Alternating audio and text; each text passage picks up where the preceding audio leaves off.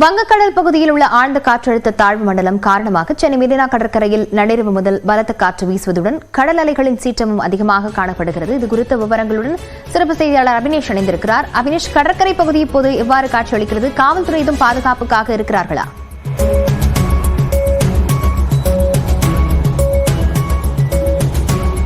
வங்கக்கடல் பகுதியில் உருவாகியுள்ள காற்றழுத்த தாழ்வு மண்டலம் சென்னையிலிருந்து தெற்கு தென்கிழக்கே சுமார் 670 கிலோமீட்டர் தொலைவில் நிலை கொண்டுள்ளது. இதன் காரணமாக சென்னையில் நேற்று காலை முதல் மிதமான மழை விட்டு பெய்து வந்திருந்த நிலையில் நள்ளிரவு முதல் மழை சென்னையில் முழுவதுமாக விட்டிருக்கிறது. இருப்பினும் இன்றைக்கு சென்னையில் பள்ளிகளுக்கு மட்டும் விடுமுறை அளிக்கப்பட்டுள்ள நிலையில் சென்னை நகர் முழுவதும் வானம் மேகமூட்டத்துடன் காணப்படுகிறது.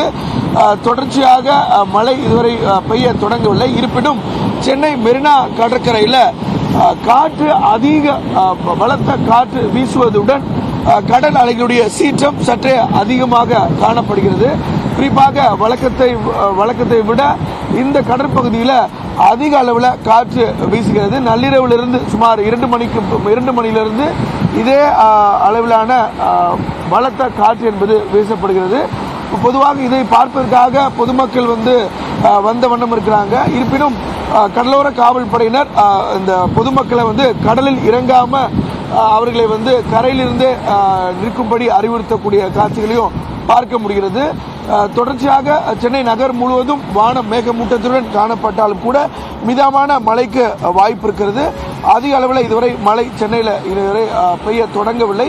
நேற்று காலை 6 மணி முதல் இன்று காலை 6 மணி வரை 59.52 மில்லிமீட்டர் மழை மற்றும் மிதமான ஒரு மழை பதிவாகியிருக்கிறது.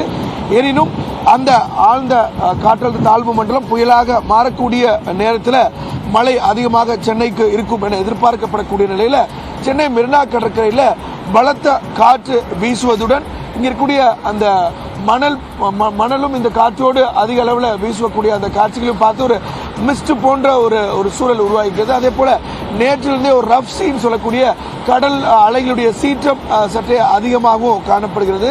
இதனையெல்லாம் பார்ப்பதற்காக இந்த பகுதியை சேர்ந்த மயிலாப்பூர், மந்தவெளி, அதே போல பட்டினப்பாக்கம் அந்த பகுதியை சேர்ந்த பொதுமக்கள் வராங்க. இருப்பினும் கடலோர காவல்படையினர் யாரையும் கடலுக்குள்ள இறங்காம அறிவுறுத்தக்கூடிய அந்த காட்சிகளையும் பார்க்க முடிகிறது. லாவண்யா, விவரங்களுக்கு நன்றி அபினேஷ். மழைநீரில் மூழ்கி 3000 ஏக்கர் பரப்பளவிலான உப்பளங்கள் சேதமடைந்திருக்கின்றன. இது குறித்த விவரங்களுடன் செய்தியாளர் குணாநிதி இணைந்திருக்கிறார். குணாநிதி, தற்போது எந்த பகுதியில் இருக்கிறீங்க? என்ன நிலவரம்? வணக்கம் லாவண்யா. அதாவது விழுப்புரம் மாவட்டத்தில் நேற்று காலை முதலே விட்டு லேசான மழை பெய்து வந்த நிலையில முன்னெச்சரிக்கை நடவடிக்கையாக பள்ளி கல்லூரிகளுக்கு என்பது விடுமுறை என்பது அறிவிக்கப்பட்டிருக்கிறது. இந்த நிலையில் தான் நள்ளிரவில் கொட்டி தீர்த்த கனமழை காரணமாக விழுப்புரம் மாவட்டத்தில் அதிகபட்சமாக மரக்காணத்தில் 11 சென்டிமீட்டர் மழை என்பது பதிவாகி இருக்கிறது. இதன் காரணமாக 3000 ஏக்கர் பரப்பளவிலான உப்பளம் என்பது தற்போது மழை நீரில் மூழ்கி கடல் போல காட்சியளிக்கக்கூடிய ஒரு சூழல் என்பது ஏற்பட்டுள்ளது. இதன் காரணமாக அந்த உப்பள தொழிலாளர்கள் 1000க்கும் மேற்பட்டவர் தற்போது இந்த வேலை இழப்பு என்பது ஏற்பட்டிருக்கிறது. தண்ணி தானாக வடியும் வரை இவர்கள் தற்போது அந்த உப்பள தொழிலாளர்கள் பணிக்கு செல்ல முடியாத ஒரு சூழல் என்பது ஏற்பட்டிருக்கிறது. தொடர்ந்து விழுப்புரம் மாவட்டத்தில் பரவலாக விட்டு கனமழை பெய்து வருகிறது. லாவண்யா, விவரங்களுக்கு நன்றி குணாநிதி.